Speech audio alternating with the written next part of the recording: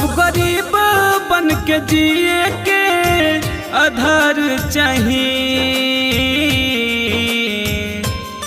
सब गरीब बन के जिए के आधार चाहिए। फिर से देश में मोदी सरकार चाहिए। फिर से देश में मोदी सरकार चाहिए।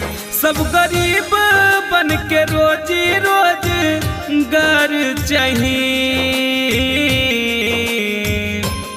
सब गरीब बन के रोजी रोजगार चाहिए। फिर से देश में मोदी सरकार चाहिए। फिर से देश में मोदी सरकार चाहिए।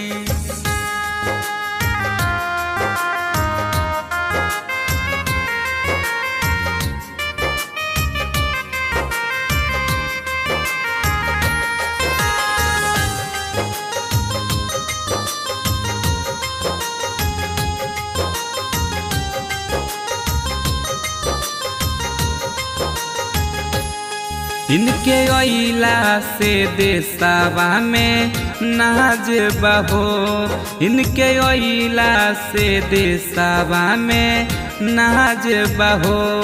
यही से आजो धर्म पे राज बहो।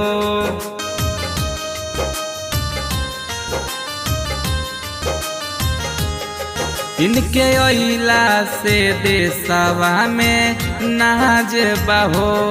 यही से आजो धर्म पर राज बहो। सब जनता के सपना साकार चाहिए।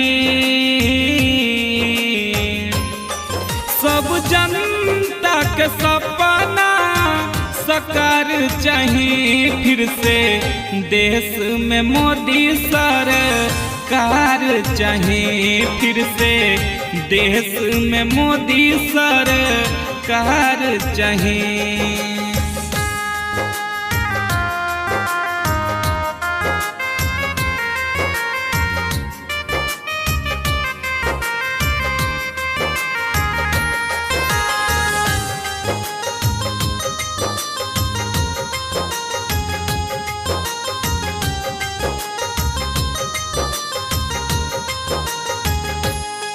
कमल छाप के झंडा लहर लहरे।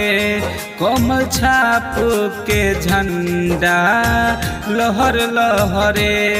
जय हिंद के नारा मोदी जी कहे।